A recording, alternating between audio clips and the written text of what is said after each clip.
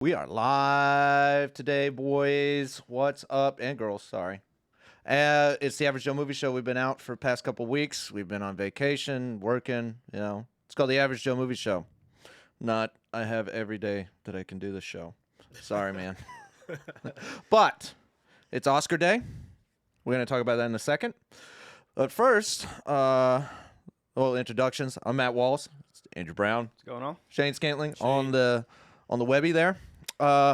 We did see a movie that we're going to talk about, A24's X.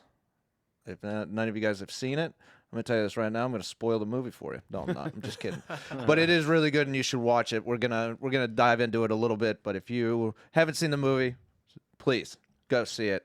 We're going to talk the shit out of it. So, what did you think going into that movie? As when you saw the trailers, I didn't even watch the trailer. If anybody was here last week, I'm not really into trailers anymore. So how did you watch the trailer? What was your expectation, and how was that made? So, expectation was through the roof. through the roof? Yeah. Really anticipating it. I liked the trailers. I like Ty West, the filmmaker. Who is Ty West? Ty West is an independent filmmaker. He doesn't bring out films too often. He made House of the Devil, and he made The Innkeepers. He made another one. I think it was like based on Jim Jones, kind of like a mass suicide cult type of movie. Mm-hmm. But anyway, everything he's brought out so far has appealed to horror fans and left us wanting more, just wanting to see him develop his career a little bit more. And I think this was like a step in just a really awesome direction, But going into it, it just looked like old 70s style, gritty, just the kind. I'm a big horror hound, so just the kind of stuff I grew up on. My expectations were high, and it lived up. Yeah, like how much? Like did it exceed it? You think?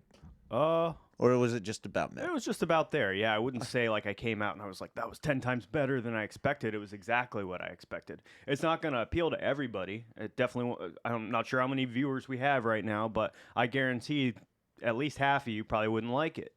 Just know what you're getting yourself into. It's campy.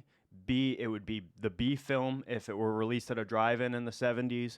It's gritty exploitation cinema. It's just something different that's not trying necessarily to appeal to the masses or take itself too seriously in this day and age. It's never the type of film that would be even remotely considered for an Oscar or anything like that. Yeah, that's like Spirit Awards. Yeah. Like did that happen yesterday? I don't even know. Whoopsie daisy. What did you think of it? What I think of X? Yeah. I saw 2 seconds of a trailer. I saw like because Snapchat always tells me that, oh, you should watch this movie. And I was just like, I saw Brittany Snow, clapping one of the clapboards, making a porno. I'm like, I'm into it. That's all I needed. Yeah. And when I went into it, I was just blind. I went into it blind. I didn't really know too much about it, and I was just blown away. I literally thought I was watching a Tobe Hooper, Wes Craven, John Carpenter movie mixed in. Yeah. I was like, I was just, it had so many feels of just, it's so fucking funny and it's so scary at the same time. Like was literally, it was a perfect mesh. Like when I watch movies like The Reanimator, like an actual horror comedy, you're just like, there's more laughs than scares kind of thing almost. There's a line that's blurred. And this one, it's almost like it's just, they juggled horror and comedy up in the air and just threw it on the floor. And like, you don't know what you're going to get. Like, there's certain shots that were set up that were super tense, super scary. And you're like, what the fuck is going on? And using that same, we'll just talk about the same scene that they set up and made it super goofy, but it worked. Yeah. Or, I was grossed out. I had like every emotion going into that. For sure. Going into that, so those of you who don't know the movie's about this production company, or these production people go in, rent a house, and they're here to make the best porno. They wanted to make it like, one of the nasties. And this was just when VHS was coming out, set period piece in this late 70s. They knew that this was going to be a hit for money, and that's why they were doing it. Starring Brittany Snow, Kid Cudi, what was her name? There was the other lead actress. Yeah, I can't think of her name. But she also played the old lady, by the way, I believe. Say that again. I didn't know that. She played the old lady. Me and Allie Allie looked it up, and she's the one that told me. She was like, "I'm pretty sure that was her playing 2 roles in the movie." Holy shit! I did not know that. Didn't I wanted to see it twice, but didn't. But this production company rents this place from a couple, and they find out that this couple is super strange, and that's about all we're gonna say about an that. old couple. What are they? Probably in their 80s. Yeah, 80s. Their love life's kind of not there, and they're shooting a porno, so it kind of has this whole dynamic to the whole movie and it's the very subplot. Vain, narcissistic. It gets into how the older lady still has sexual tendencies. The whole film, if that makes you uncomfortable, you don't like sexual stuff, you're not going to want to watch it. You know? But she figures out what these people are doing, that they're making a porno, and how desirable these young actresses look and stuff. And she realizes that her heyday is over and takes it in sort of a very psychotic, violent direction. Yeah. There's just a bunch of scenes. I was like, I literally thought it was the house for the Texas Chainsaw Massacre. Yeah. It looked just like it. There were so many Texas Chainsaw influences, like the huge wide shots of them walking, hitting the cow, and all the cinematography. They even used like 70s transitions where they were doing the song breakdown in the middle of the movie, where they do the split screen going from the left and the right, and but it didn't feel cheap. It didn't feel like somebody who. It wasn't homaging it almost. It was trying to beat it.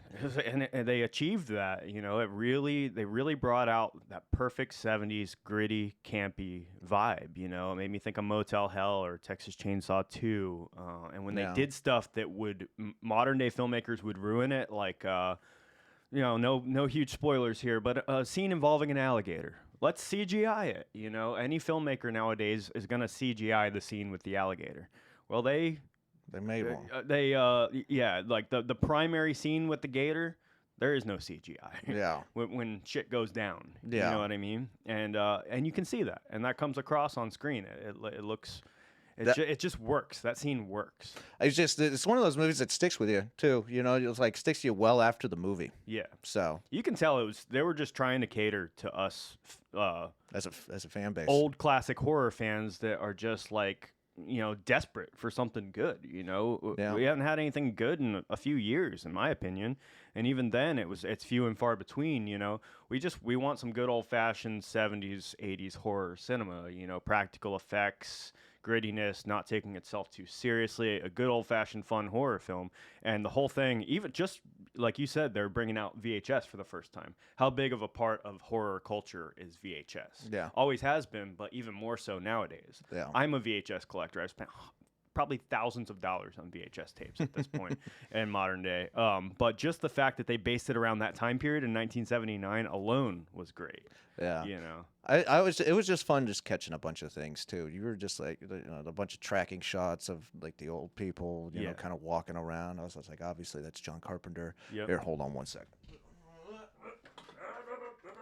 Yeah, there's some really unsettling stuff in it too. Like some of my worst nightmare type ideas. Like you wake up in bed and you think your spouse or whoever, your significant other, is next to you, and you turn over and there's somebody completely different, a stranger. Just like things like that. They use like some of the really just some scary stuff. Some stuff that kind of gave me the shivers, got under my skin. Yeah, they really utilized just that. The cinematography, just the way, the direction it went. It was just it's just something I would go into any horror movie nowadays. Like it's like I'm not genuinely tense or creeped out, but then those movies come out. Like, what's the last one? Hereditary. That I was just like, holy shit! Like I was actually kind of your attention. Yeah. So yeah, but I don't know, man. It gives me hope. But also, it's just like, man, I want to see more movies like that. We're just gonna watch every A24 movie that comes out. There was so many we previews. Could do a show just on A24, right, dude? Yeah, they're definitely holding up the horror genre right now, for sure. Yeah, like they actually put the money in. Like they don't just.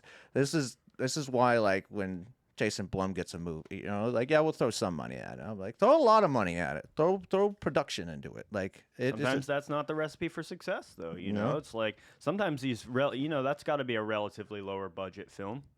Like, how big could that budget possibly be? Yeah. And it ends up being more successful than the $50 million horror film you go and see. You know, sometimes I feel like horror is just meant to be kept low budget. You know? Yeah, maybe so. Anybody who's listened to the podcast knows I hate Jason Blum movies. Yeah, but you know, most of them. I won't say all of them. I won't pigeonhole myself into like, oh, he hates all of them. But what about this one? Like, there's some that are good. Right. You know, even a blind squirrel gets a nut.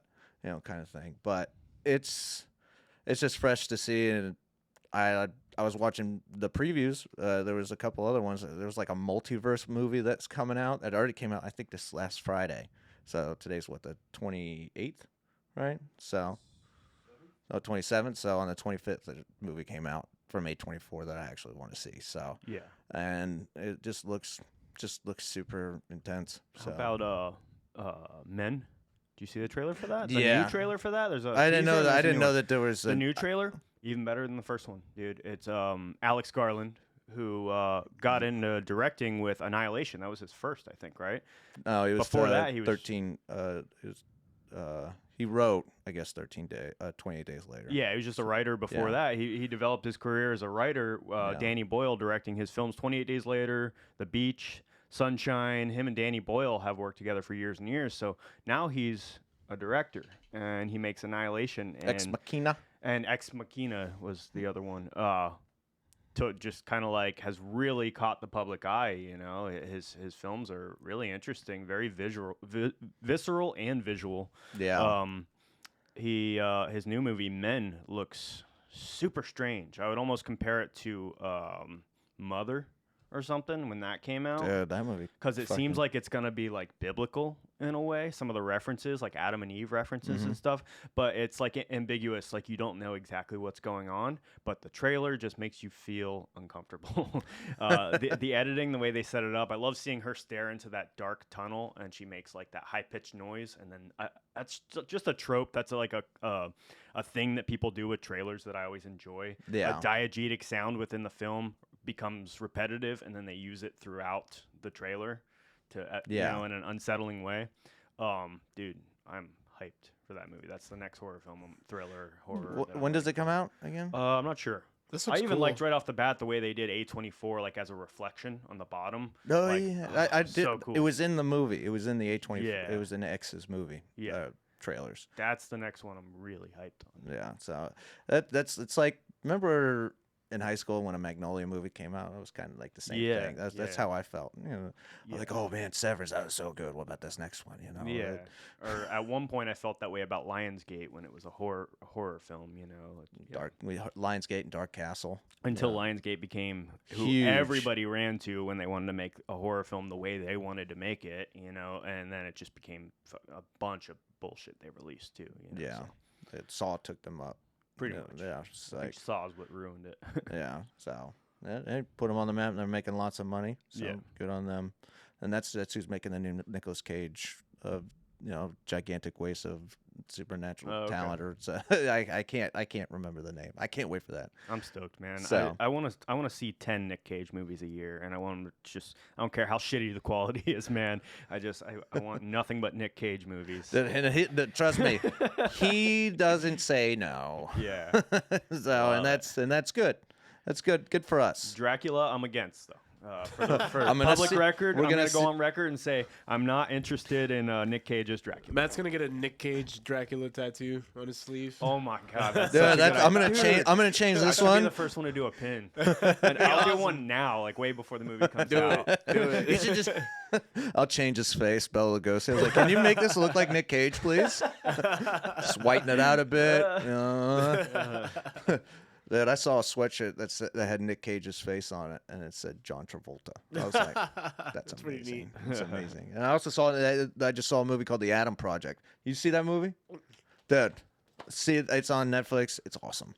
You know, Ryan Reynolds has actually been is hitting pretty good with these movies lately. Yeah, I've noticed. Like when I'm scrolling through movies, all I see is Ryan Reynolds everywhere, and it's Oh, always entertaining to watch. It's just he knows his wheelhouse. He stays in it, and he excels at it. It's great. Yeah, he's pretty much all over the He's map. like He's very versatile, you know. I mean, he's a modern day superhero. He's in horror films that are beloved to us, a couple different independent horror films and like the Amityville remake, but then he's doing like really offbeat stuff like that, like the Nines. He did the or Nines. He does like romantic comedies, like he's so versatile, or comedies like Waiting. The Nines. Yeah, that was so or weird. Voices. Gosh, that was so good. Talk about a dynamic career. He's kind of all over the place, and it always catches my eye. If you're in it, for sure. Yeah, 100%. I was always a huge Ryan Reynolds fan when I saw him in Van Wilder. That's probably put him on the map, of course, in Hollywood. But then I saw him in Van Wilder. I fucking loved him in the new Amityville. And then I just thought he was really funny. And I saw Blade Trinity. He was the best part of that movie. He was the only part of the movie that I liked. I just rewatched Smoking Aces, and that's another one. Fuck, like, man. oh, shit. That was another one that really. He was completely serious the whole time. Didn't do like his Van Wilder thing and make jokes that's right. Give that a rewatch. Yeah, dude, it's so good. That's like the staple of a lot of my friendships. Like with Zach, like that's how we became friends with Smoking Aces. I remember. Yeah. So we were like, Video "Did you watch days. that?" And I'm like, "Uh-huh." Yeah, and it's I pretty loved good. it. It's pretty good. But and he's his new movies, in for an Oscar, which is probably a good time to start talking about him. Free Guy. It's best for best special effects. Which. We'll talk about that in a little bit, but it is Oscar season. Oscars are on tonight, and what's your general feel before we start getting the nominations? Like, do you feel like this is kind of?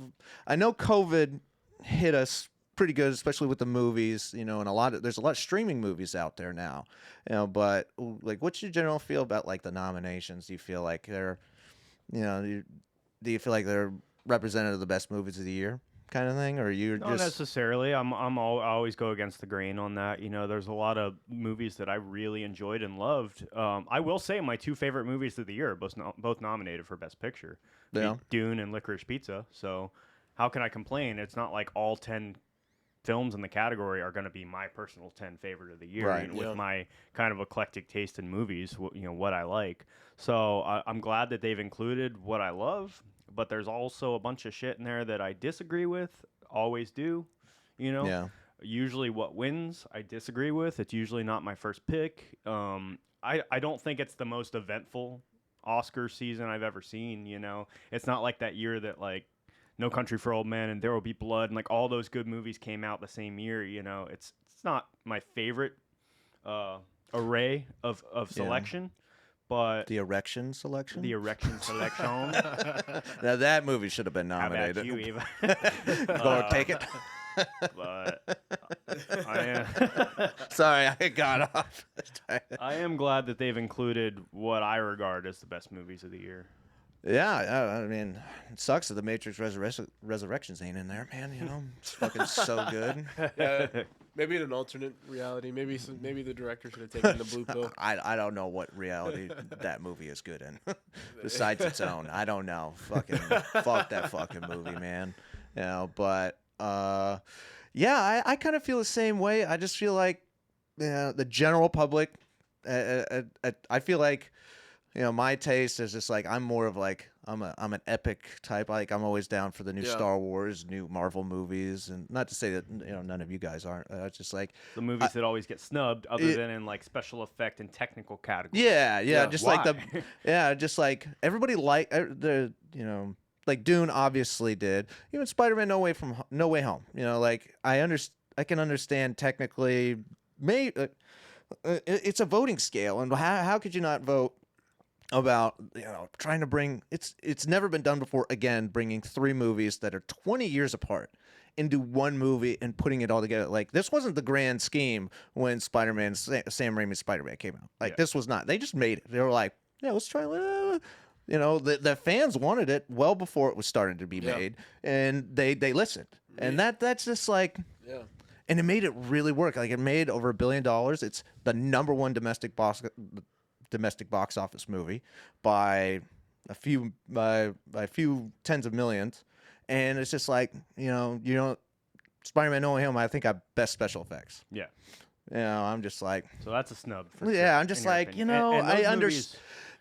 I understand the voting scheme. If you guys listen to the Average Joe Movie Show podcast, just the audio, we had a long show about how it works and the voting scale and who's in the Academy, who isn't, and it's very exclusive. They don't know their names. It's confidential. It's like its own government, which is, if anybody knows me, I hate it.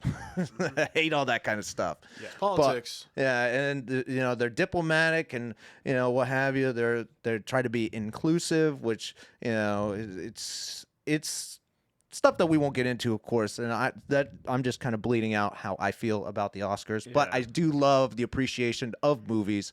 And sometimes I just like not all movies get represented. It looks like they have kind of a stance on like non-Marvel, like superhero DC movies, like because I'm looking at the categories here and like I'm not even seeing any great nominations for Spider-Man. There's only one. I was giving them credit, like in recent years, that they have started to include stuff like that a little bit more. Like, you will see a like Marvel film make Black Panther was in. You'll see stuff like that make it into the Best Picture category. Yeah. Back in the day, classically speaking, I mean, I'm talking like not even 10 years ago, it was like you felt like it was all like the big movies, 60 to 70 white. Middle to upper class, like like when I closed my eyes and imagined what the Academy looked like, I was like, man, we need a more dynamic group of people. Old white men. Like, no, we need a more dynamic group of people, and we need to start considering other things. And I feel like they've loosened up, but is that like an imposed thing? Like they're like, okay, we need to start considering other aspects and minority issues and socio-political issues need to tie into this now. It's like, no, it's about the art. It shouldn't be about any of that. No. It should have never been the way it was before, and it shouldn't even start to include socio-political issues, in my opinion. It should just be about the art, what's good, what's bad, and yes, we need a good dynamic base of people to vote on these things. Yeah. Yep. I honestly think it should be the I know that they're trying to add an audience award, which is I don't know. I think it's one of those things, but everyone's gonna vote for the most popular movie. Yeah, of course, but it's just like I get why they get the certain people that they do. Directors kind of like, oh, this they obviously know the trade. I don't know the trade of directing too much. I see it. I know when the movie's going in a fucking weird direction, and I'm like, what the fuck is this movie doing? Like the general public obviously can't do that, and I understand that. But for them to be more involved, with their critic consensus, like that we're not stupid, like we can see through a lot of movies, and you see movies like what was the one movie, Drive My Car? It's 3 hours long. You're like, I'm like, dude, does the general public really like? I'm like, yeah, that's the movie. That's right there. Another thing that I forgot to include when I said they're being more dynamic and considering other things. They're actually including foreign films in the Best Picture category now, which I think is great. Yeah. By the way, I started watching that last night after work. I made it through an hour and a half. Very, very slow-paced movie. I think maybe I didn't get to the meat and potatoes yet, but it's an hour and a half into the movie. You didn't get to the meat and potatoes. So far, I don't necessarily think it belongs in the Best Picture category, but we'll see when I watch the other hour and a half. Everybody dies at the end, So it's just I don't know, when I watch a movie and whatever I classify as like Best Picture, I almost we had this discussion. Best Picture isn't perfect picture. Like I don't know. Right. I'm not.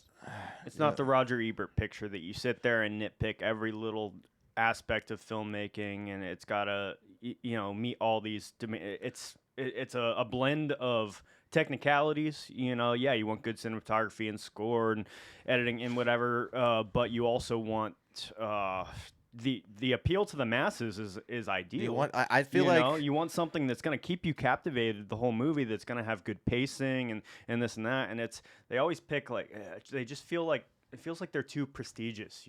Biopics always like Spencer and King Richard, and it's always being the Ricardos. It always feels like it's the same template, and we're breaking away from it a little bit, but I don't think we have yet. I feel like with the technical aspect of a movie, with the score, production design, what have you, eye candy, and you put that against its weight of entertaining. Yeah. Like if it's not an entertaining movie, this doesn't fucking matter to me. Exactly. Like I like it's just I know that there's a lot of people who like they make like art house films, and they're specific and they're there to entertain that demographic, and that's there.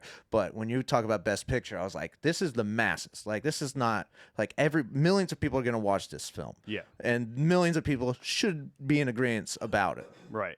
And that's just. I just don't feel that way most of the time. Within recent years, I mean, there's been several like Best Picture movies. I was like, yeah, I see that. Yeah. But as of now, I just think it's just kind of moved over to like kind of, movies that claim they're not necessarily progressive, but they're shooting for a message almost. Yeah. Rather than being most entertaining. You're looking for like let's track it back a decade or whatever to like No Country for Old Men, The Departed. Yeah, just like movies like that just are. You walk out of that movie and you're satisfied. I don't care who you are. Across the board, everybody in the nation is in agreement on the fact that is the best picture of the year, and it's. Maybe sometimes we don't have that movie. Maybe that isn't we're not going to get a movie like that once every year, and then you got to almost like the year Argo settle won. on something different. Yeah. Oh yeah, Argo. Yeah, it won nothing else, and then it wins Best Picture. I'm just like, what is going Spotlight. on? Did you ever see Spotlight? I did not even The Artist, like Spotlight winning. I love The Artist was good. I was just like, this is the mass. This is what everybody claims to be. I liked Argo too, though. But but it went against robbed something. Hold on. What's up? I said it robbed something though. Yeah, it definitely robbed a couple of them. But it happens a lot. Yeah, and I feel like we'll probably get that this year. It was more of streaming was the front runner. This year, which for I obvious still haven't adjusted to. I still think it just is weird to me that streaming movies, direct to Netflix movies, can be nominated for Best Picture. But that's just me being too antiquated, an old dinosaur, and not being used to the new ways. Right? It's like Tick Tick Boom. Like what was that again? Like with Andrew Garfield. That was a straight to Netflix movie that kind of just went under the radar for me. And then the award season rolls around, and I'm seeing how many direct to Netflix streaming movies are included now. Yeah, it's just it's a different way of the world. Yeah, they're taking over the world in the media industry. There's shows, and there's over 200 Netflix shows and movies coming out this year. Like, it's crazy. It's insane. And so it's a force that's not going to be stopped. Right.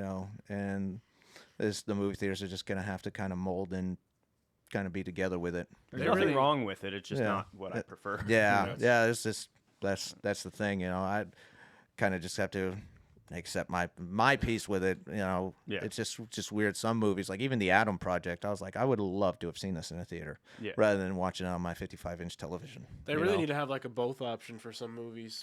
Maybe they will. They're I don't starting know. to do it like HBO Max and stuff, but like Netflix isn't really on that train, and they should do that. Yeah. Because if they take some of their better movies and they put it in theater, people like us that actually go to the movies will put a little bit more money into it. I make a point too. They did it with The Irishman. They've done it with. There are quite a few examples I can't think of at the moment where I went to the theater to see it. Yeah, definitely.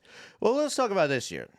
So we obviously think that there's good things about the Oscars. There's also some bad things that we've obviously discussed. But this year, it's the celebration of movies over the past year. And there have been some really good ones that are nominated, and we'll just kind of start off. What was the ones that are nominated? We'll start off with the best actor. Like, what would you have said? So you have Will Smith from King Richard. Can you pull that up for me there Shane? So the best actor.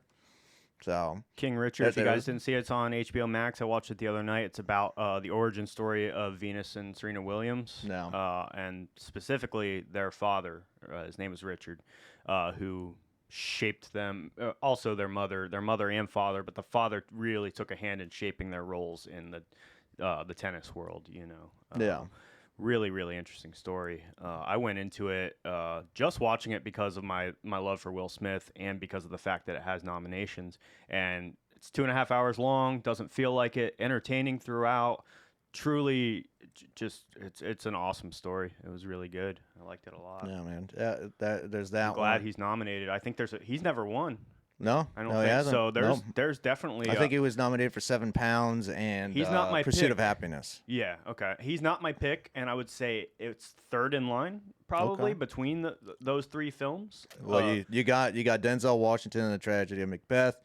Obviously Will Smith, Andrew Garfield in Tick Tick Boom, Benedict Cumberbatch from The Power of the Dog, and Javier Bardem being the Ricardos. So out of all those, you're thinking, what are you thinking, Benedict? Yeah, I'm gonna go Cumberbatch. Me and Shane were already talking about it. We'll probably get into it about how we felt about the film in its entirety, and it wasn't quite what we expected pacing wise. But Cumberbatch, I don't think anybody can argue the fact that it was one of the best male performances of the year. Yeah, probably the best in my opinion. Yeah. He kind of made that movie a little bit, in my for opinion. sure, man. Well, He's a for really, sure. really dark Yeah. character. He's the villain of the film. Yeah. And he's got layers. Just a dark character. It almost made me think of, because Johnny Greenwood did the score, the best score of the year in my opinion. Who does all of Paul Thomas Anderson's scores? He also did Licorice Pizza. He did Spencer this year. He did There'll Be Blood, one of my favorite scores of all time. It reminded me a little bit of There Will Be Blood because he's such really a piece of shit character. He's a terrible human being, just like Daniel Plainview was in that film. You know, and the same person did the score, and it had a similar pacing at times. It was like it wanted to be what There Will Be Blood was, in my opinion. That's the best way I could describe it, but just kind of didn't work. It fell a little flat. The pacing's dragged out. I still enjoyed it quite a bit, but not as much as I thought. Yeah. It was a letdown for me, the film in its entirety. So there's just some weird, like, and it felt like there was kind of a time skip in the middle of the movie that just, like, I'm like, wait, so what happened? Like, when did she become like this? And, like, I don't know. It just, it didn't feel, like you said, the pacing was a big problem for me. Yeah. Like, at the end, like, it speeds up to, like, this rapid pace, and the entire movie was a drag to get to that. It's the like, reveal is good when you find out why the characters are the way they are. Yeah. It's like, oh, okay, I get it. You know, some of their repressed feelings about certain subjects and whatever. You know, it's when you start finding out what's going on. Yeah, it's good. The story's not bad. Yep. It just didn't do it for me, man. And I love Westerns, and that was the main attraction, and everybody was hyping it up, and it was the front runner for everything at one point. Yep. Might not be anymore, but it just was not one of my favorite films of the year. I wonder, that before we continue, how, when a movie's announced that it's nominated and like it's like the front runner, and then the people watch it and they're like, it's not that fucking good. Like you feel like it just kind of, I don't know when the voting stops. There's a roller coaster. This is the front runner. 2 weeks later, this is the front runner. And I never knew that was kind of like. You'd think it would just be, this is the front runner, and it just kind of stays that way when it's toward the end of the season where we don't have anything else coming out. But no, people's opinions vary and change, and a big part of it is all the awards leading up to it. BAFTA and the Golden Globes and SAG Awards and SAG Spirit Awards. Yeah. When one actor has won all 3 categories or in all the other awards before the Oscars, they're basically a shoo-in. Like, in the last 27 years, I think that's only ever happened once where the person didn't win the Oscar when they won the other 3 awards. Did Benedict win the other ones? He won the other 3. Yeah, So, I mean, I'm not saying like, 100%. I Fuck think you, Doctor Strange. Like, there's like, I think get Will outta Smith here. has a chance. People were talking about Andrew Garfield having a chance, but I think it's going to be Cumberbatch. Did Will Smith win? Did Will Smith get nominated or win? I'm not sure. Like I'm not entirely sure on. I don't watch many, of them. I do kind of. Not because I have to. I was like, I'm always interested in who won Best Picture. Yeah. It's kind of, but I'm not really into the awards kind of ceremonies because most of my movies are just like, like Godzilla vs. Kong's not going to be talked about. So I'm just like, not to say that that's the best movie of the year. I will say the one thing I didn't love about Benedict Cumberbatch's performance was his accent. Like, you could tell like it was like a Leonardo, bit, a Leonardo DiCaprio in Gangs of New York. Now you got any timber? Yeah, it just got any felt timber, just bud? a little bit off. I was worried about it going into it, and it slips. Yeah, it's always I forget. There's certain he can't moments, say penguin. Just too. when he gets elevated, like anybody, when they got to get hyped up, they got to get loud, whatever. They let it slip, and you'd think that You think somebody like him, such an accomplished actor, is just like impervious to that. Yeah. It's like, no, he can do 1,000 accents. Like, that's his job. No, that's not the case. Some actors aren't as good at that as others, and you're right, it slips a lot. I'm specifically worried about Nick Cage doing a Romanian Dracula accent, dude. You think Nick Cage is gonna pull off the Dracula He's gonna be accent? fully American. Dude, he comes out and he just delivers it just classic Nick Cage. He doesn't even try to do an accent. It's so fucking funny, dude. I'm Dracula. Yeah, that's such a good point. You're right. That was the weak point in his performance. I'm a vampire. I'm a vampire. Am I getting through to you, Ava? A B C D E F. It'd probably sound even worse if he tried to do the fucking accent. Like I'd probably even be happier. I'm like, if bro. he He's did the going American to. accent. He's going to. It's I gonna am be Dracula. god awful. Dracula. I'm just like, whatever, man. But you know what? I'm still going to see your movies because I feel bad of what happened to you. So I want all that money that you had back. That's all, because you're just. He'll be okay. Yeah, he'll be fine. But. Oh man, I had a thought and I just lost it. That's okay though. So let's move on to we'll talk about. Let's see. Is there anybody else worth? Did you like Javier Bardem and Yeah, he being was the great. Ricardos? Like Denzel Definitely Washington. doesn't get my vote. He took a huge backseat to Nicole Kidman in the movie. I thought he was poorly cast. I love Javier Bardem. He didn't have the look. He's got a deep voice. He's got a real macho, kind of just like real manly. Whereas Ricky Ricardo in real life, the guy who played him was just more of a pretty boy. A singer. Like I said, little pretty boy. Yeah, I don't know. He was still suave like Javier Bardem, but I truly think that role could have been better cast. Yeah. I don't think a better actor could have played the role, but I just didn't think he was as suited to the role as Nicole Kidman was to Lucille Ball. So he doesn't get my vote. Denzel, I did not see Tragedy of Macbeth. I'm gonna probably be watching that this week. It looks awesome. Black From what and I white. saw, it looks man. super atmospheric. It looks weird, man. It's a Joel Cohen film. Yeah, that's awesome. It's awesome. Written by Ethan Cohen. Just kidding. No, I'm not kidding. Andrew Garfield's the other one. I don't know. I'm sure he acted really well in that movie. Didn't see it. I saw bits and pieces. I actually started watching it, and it's a lot of music and stuff. It's just he's apparently the guy who directed Rent, and this was beforehand. Oh, okay. This The vibe didn't appeal to me, but I'll give it a shot at some point. Another one I didn't see, so I don't know. If he wins, I'll definitely watch it. Understandable, So Nicole Kidman looks great in this. Dude, Nicole Kidman fucking killed it in that. She was the best actress of the year. yeah. Speaking of that, I'm assuming that's your pick. Yes. Yeah. Definitely over Kristen Stewart from Spencer. That's my pick, Nicole Kidman, but I think Jessica Chastain has a big chance from what I'm she hearing. transformed herself into that role, man. It was crazy. I didn't see it. You saw it? I didn't see it. I just saw just the transformation that she. Yeah. I just saw bits and pieces of like a trailer. I don't know why, but the best actress category always seems like it's really up in the air. Like, always does, because I think there's better actresses than actors. Yeah. Or they're all actors. Sorry, I don't know. I know that's a thing. There's no such thing as actresses. There's only actors. Well, Blame everybody on that one. But you also have, because that was always a bigger. Whenever I'm watching the ceremony, it always seems to be. It's right before the best picture is the best actress, isn't it? I think so. Yeah, Because I think it's number 2. Well, no, they change it up. Do they? Yeah. I always thought like the biggest. Last year was it last year or the year before? They really changed up the order on things. They change up the order on the awards. Oh really? Yeah. I always thought it was best picture was last, and it was best Always. actress. Yeah, was that one, and then best actor, and then the supportings, of course, and then just kind of just like. Then the pig trough special effects stunt, Right. down below, and just like best editing. I think best editing gets its nomination or its award during the red carpet ceremony, which is just bullshit. my God. Just Shitty, like man. just bullshit. Oh yeah, they won best editing. I was like, this show hasn't started. I'm looking at fucking some crazy fucking dress now. I can't didn't even know the nominations. And best editing is such an important category, and one that just appeals to me, just an aspect of filmmaking that appeals to me in particular. How much editing did we do in TV production class all through high school? Like, how much time did we spend on those glued to those computers editing stuff, you know?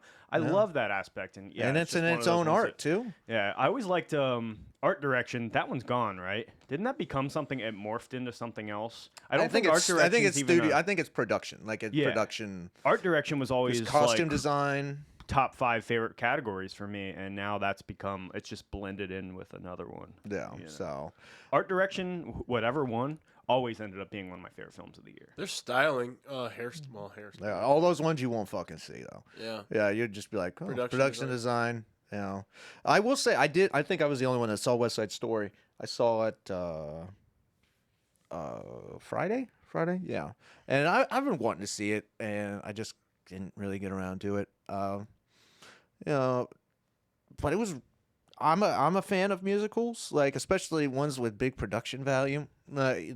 It seemed like I was watching a 60s movie. Like it really, like I felt like it was brought back in there.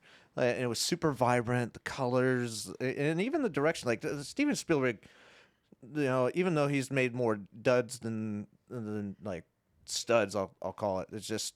And he knows how to direct a movie, man. Like so, he just makes things so much more entertaining than any other director that's around today. He kept it like a period piece. Is that yeah, like, he didn't do like a Baz Luhrmann and like bring it into modern times. For some reason, I thought that was what he was going to do with it. Okay, yeah, he kept it right at the time period it was supposed to. Well, I'm glad he did that. At least. Like, you know, I'm not a big West Side Story fan, but I'm glad I like that he did that versus kind of going his own way and taking it, you know, he just in that direction. His direction and how he does things just lives up the whole movie. He just has a way of shooting things to where they just feel good to watch. There's a bunch of YouTube videos like dissecting a lot of his style, and it's crazy what little shots that he does. It just makes it his own, and it works every time. Like it's amazing, and this is no different. It reminded me of West Side Story. It kept the heart of it. I've been a big fan of the story before, you know, the Shakespearean, you know, musical, what have you, and the singing was great. The dancing choreograph was amazing. Where they set their pieces on it, it was a really good movie. I had no complaints, and I would say it's definitely deserves a Best Picture, definitely Best Production Design. You know, if production design, I think Nightmare Alley's up there. Yeah, dude, Nightmare Alley's good.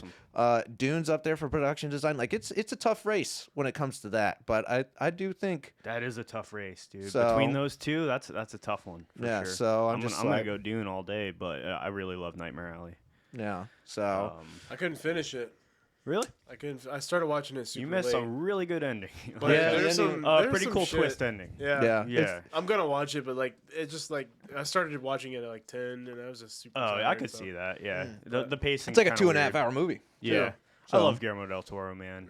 He's just absolutely like one of the things that I look forward to the most in the future. Yeah. When I found out he was making a movie about sideshow characters, a crime drama based around a sideshow, I was like, holy shit, I'm on board. That's the #1 movie I'm looking forward to. My biggest draw to Nightmare Alley, too, was like, nobody ever does like the carnival thing, and that's just like, you can go so freaky with that. And to combine that with people like Willem Dafoe, Ron Perlman, Bradley Cooper, Cate Blanchett, Rooney Mara, like that's gotta be, if there was like a best cast ensemble for the year, it's gotta be that. I think for me personally. That should be a category, best ensemble. Just best. I thought it was best ensemble. That sounds like there should be one, but it's whatever.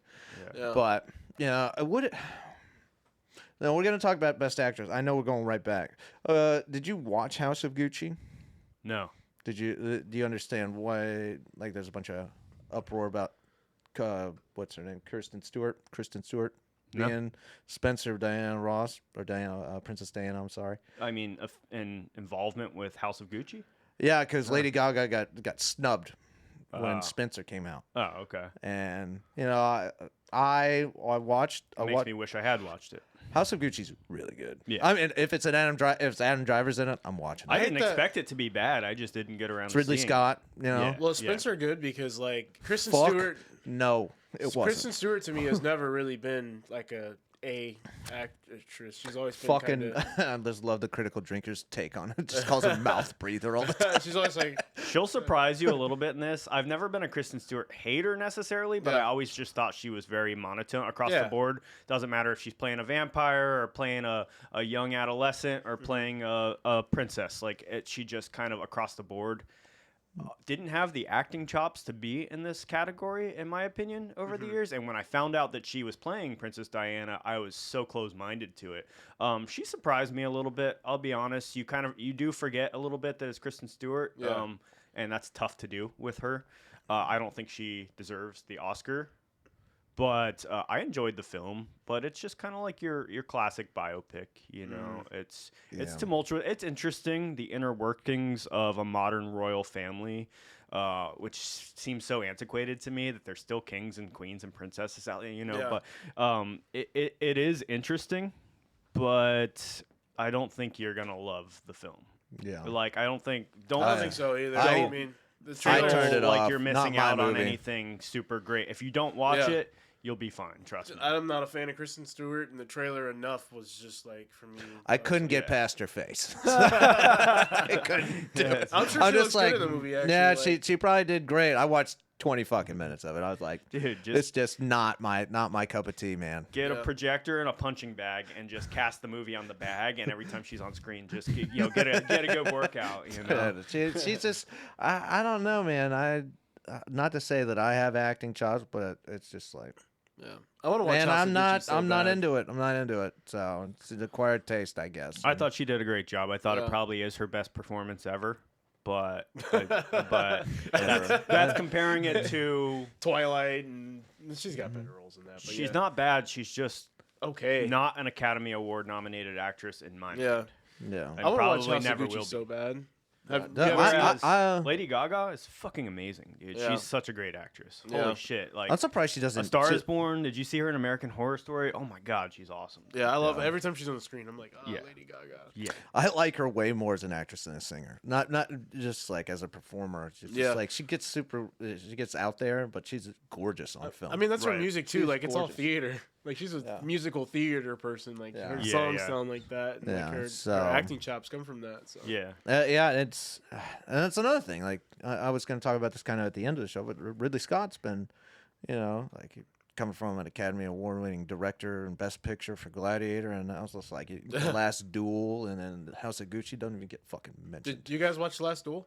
I fucking loved that movie. No. That's up there, man. I felt like you would have watched it. Like I want to I watch it. fucking That's love my that. kind of movie. Yeah. It's one I haven't gotten around to. I fucking love that movie so much. I think I said on the one show I was turned off to it when I saw it was Matt Damon and Ben Affleck because it was the two of them. I had trouble taking it seriously as a period Yeah. piece, but I don't see why. They're both talented actors. They're both talented filmmakers. You know, there's something about them being in it that yeah. it took a back seat in my mind. I- And now that I've heard all the hype, I don't feel that way. Yeah. I honestly think Ben Affleck should be nominated for Best Supporting Actor in that movie. And Ridley Scott probably could have got at least. I don't know. The production value of it was great. It was just perfect. In that aspect, it wasn't a perfect movie by any means, but it's just like, gosh, you don't even give him a look, do you? So Yeah. it was super annoying. I wish one of you had seen King Richard because you mentioned Best Supporting Actor and the dude who plays Donnie in Wolf of Wall Street, who's in Fury. Oh yeah, He yeah. was in The Walking Dead. I can't think of his name right now. He plays. I don't know if he's nominated. I hope he's nominated. He's so fucking good in this, dude. You know he's normally like macho, kind of buff. Uh-huh. Lost a little weight. He's skinny. His voice, the pitch of his voice, changed completely. I don't know how he did this. His accent, the way he delivers lines, he's the funniest fucking part of the whole movie. He's just super entertaining. Like you're gonna laugh your ass off watching him in this movie when you see it. But I loved him, and I hope he's nominated. It doesn't look Just like made me it. think of that.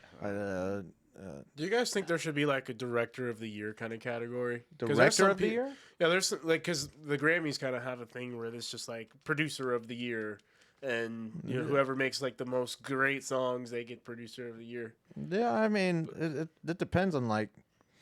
I know they have a lifelong achievement award for director, or not necessarily directors, but That's a tough one because yeah. some filmmakers make 4 films a year. Yeah. Some make a film every 4 years. You know, it's but yeah, I mean, there is a best director, but just applied to specifically one film. I see what you're saying. It's like best direction, like their whole body of work taken under consideration. Yeah. Yeah. Yeah, I could see. I would like that. Would have been nice, you know. Some of these other ones, you know, but you know, the movie that we haven't talked about was Don't Look Up. That was another one. I like the movie. It was entertaining, but I don't know. That's another like. You Should know, it be in the category? No, probably not. That's the number one, I think, that should not be in the best picture Yeah, it category. sticks out like a sore thumb in this category. Like after watching the dog. the dog shit movie. The Power of the Dog and Dune. I was like, Don't Look Up. Just to me, it just doesn't feel The like Outlier, man. Yeah, it feels like I'm hanging out on my couch, you know, eating some snacks or whatever. But those other movies feel like cinema. You know why? The best picture category used to be 5 films, and they've changed it various times over the years, and now it's always 10. That's too much, in my opinion. I think that's too much. I think we can narrow it down to 5, and it sucks, and it's tough sometimes when you see something that you know in your heart belonged in that category. It doesn't make it because there's only 5. 10 is too much. It's almost not exclusive, because then there ends up being 2 or 3 or 4 that don't belong in there because they need filler. Yeah. So it's a waste. Yeah. The category I get most excited about is best special effects. You know, and it's always a tight race. It's always a tight race. I specifically remember 2009. There were only 3 movies nominated, and it was the only 3 movies I actually liked that year. It was District 9, Avatar, and Star Trek. Damn. Those 3. Those 3 movies. Holy shit. Those 3 movies were the only ones nominated. Avatar obviously won. Wow. You know, that's still category, like I remember seeing those movies, and I'm just like, So the Enterprise is outside right now. Yeah. See, that's a category right there. Yeah, just like they always seem the best, but this year they fucking snubbed you snubbed Godzilla versus Kong. Like, what are you doing? Like, it's literally. I was watching somebody this morning. I forget her name, but she's like, it's literally an animated feature. I think you can drop Shang-Chi and put Godzilla versus Kong. Yeah, like Godzilla gets 0 love, but Free Guy gets in it. Like, it's so the Free Guy was good, but it was super goofy. You know, like No Time to Die. Like, I understand that they did a lot of special effects in it, but I was like, you didn't create a monkey and a lizard fighting each other. Like, just another example where certain genres don't get their fair chance. Yeah. You know, horror is the number one over the years. It's always just gotten snubbed for for one reason or another, and it's a relevant genre. It always has been. Toni Collette still wins Best Actress. It's always genre pictures that end up getting snubbed a lot of the times, you know. And like the kaiju movies, Godzilla is one of the most popular monsters on the planet, along with the second most popular monster on the planet, King Kong, and you're like, nah, fuck you. Like, we don't need that. Yeah, I don't know. You know, it's another fucking Marvel movie, 2 Marvel movies, and James Bond, which is weird because it's Free Guy and Dune. Obviously, I can see because they created an entire world, right? You know, what have you. And it's Dune's in every fucking category. It deserves to be. Yeah. Like, I didn't think about other than like the main categories. Like, I really look forward to. Director, picture, screenwriting is something I really always look forward to. I specifically think that Paul Thomas Anderson should get it for Licorice Pizza. I know there's original and adapted, but when I think of a category that doesn't take the forefront, I think production design. I already mentioned Dune better get that shit, man. It better win over Nightmare Alley. It's going to. It has I hope to. so. Yeah, but that's the one. You said you look forward to special effects. Mine would probably be what used to be art direction, I believe. Production design, that they've blended a couple categories. Dune, dude, for sure. You guys think it's gonna sweep it? I think it's gonna crush. Yeah, man. I don't think it'll. It's a universally liked movie. It should. Yeah. You mentioned. Well, I don't know if we're gonna move on to what we think Best Picture is gonna be. Yeah, we will. But I don't know about it getting the main prestigious Best Picture award, but it's gonna get a lot for sure. I think it'll get half. Yeah, it's got 10 or 12. No. Power the dog one. The Power of the Dog. That has 12. I Dune think, has 10 in second place. It should have got some actor nominations. I think Timothy Chalamet should have been nominated. God, he was so good. And then I think Timothy Chalamet in actually Don't Look Up was actually really good too. Yeah, he was fucking burnout guy. Oscar Isaac, I think he should have got Best Supporting, potentially. Yeah. I don't know. He was probably my favorite, like, supporting character of the movie. Josh I loved Brolin. his role. Yeah, I guess he wouldn't get Dave the number Bautista. one. It would be Bob Skarsgård or whatever his name was. dude. Yeah. What a great cast. But if there was going to be a supporting, it'd be what's his name who played Duncan, fucking Aquaman. Yeah. Oh, Momoa. Yeah, like Rebecca maybe Ferguson. I think he maybe even deserved it. Like Yeah, all the Zendaya. performances were great. It got snubbed on performances. Yeah. There Yeah, should have been Rebecca one or two Ferguson nominated. was really good in that movie, Yeah. man. Yeah. She really played, like as a Dude. as a conflicting like mother, to her tribe or to her I'm actual pretty surprised family. she didn't get nominated. Yeah, it's just It's like, they're like, we can't have We Dune in have to every cap single it off. category. Yeah, We right? gotta cap this off. Otherwise, we got a new Return of the King on our hands right now. Right. We can't have that. Yeah. We got to keep it dynamic because we have a strict set of parameters. Yeah, let's just Yeah. give Best Picture to Don't Look Up and give Dune everything else. yeah, right. I wanna Fucking see, fastball. Let's go. I want to see Licorice Kenny Pizza win a Powers couple things. I was bummed that the lead actress from Licorice Pizza wasn't nominated. That they didn't get any actor nominations. Bradley Cooper. Barbara Streisand. Yeah, Streisand. he should have got Best Supporting Actor nomination. But I really hope. I think, unfortunately, they're gonna get screwed on that. I don't think it's gonna get Best Picture. I think it'll get Screenplay, and that's probably it for that movie. But we'll see. No. Well, I mean, being nominated definitely gets your movie out there. So Yeah. it's good on them. All these like lower, like would not be seen movies get nominated. Like I guess it's a silver lining when you don't get the win, but you definitely got your movie out there. Right. So that's a plus. So, but yeah, it's we'll find out tonight. On ABC. I'll probably be watching via my this. I don't know. I just sometimes the speeches go on too long. And just even though I'm interested in I'm interested in the categories, winners. but not not necessarily necessarily the ceremony so much anymore. I like it all, dude. I like watching red carpet. I like all the speech. Like it's always just been an event for me. That's good. It's Sit down and make an evening out of it. I just enjoy it. It's one It's of a the good few things on television that's televised that I actually enjoy watching in its entirety. Otherwise, I just kind of avoid television. You guys gonna get some food or something and like have a whole spread? Yeah, like some drink. probably. yeah, right. That's what I used to. Even when I was a kid, I used to do that. I'd set up like I'd See have a if I'm bowl of missing popcorn. I'd anything have a here. pizza. I'd have like all my shit set up, and like literally, I would like even like.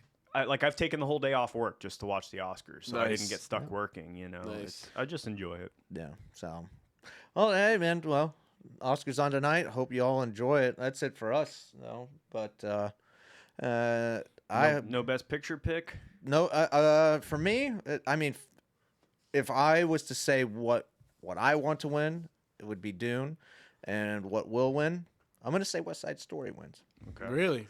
Shane, Um, what you want and what will? Well, based on what I've seen, I think Dune is the best. But I really want to watch King Richard, and I'm not sure. Dude, you're gonna like King Richard. I think so, It too. was so good. What I want to win is Licorice Pizza. Tied neck and neck with Dune this year. I thought Dune was the best movie of the year. I would like to see, for other reasons, Licorice Pizza win. What I think will win, everybody's talking about Coda. I forget. We didn't see it, so it's probably Yeah, gonna I win. didn't see it. You know why I didn't see it? Because Apple Plus has it, along with I think Tragedy of Macbeth and whatever. Really? Like you have to have the Apple TV. You have to be subscribed to it to watch those. They literally right off the bat, like right out of the festival, grabbed hold of it and have not released it. There's no other, you can't even buy it on Amazon or anything. So it screwed me out of watching it. And I think Apple did it for a reason, but it's Yeah, they're trying to get people to sign up. children of deaf adults or something. I forget what CODA stands for, but everybody's really talking about that, and I just think it's going to be one of those weird categories where something surprises you, and then everybody's talking like, what is that movie? I've never even heard of it. That's happened quite a few times in recent years. But That's probably why that's just an unpopular opinion. I think I'm going with CODA's gonna win. We haven't seen it, so that's probably the one. Yeah, it's the only one in the category I haven't seen other than West Side Story, which I won't really. Doesn't appeal to me.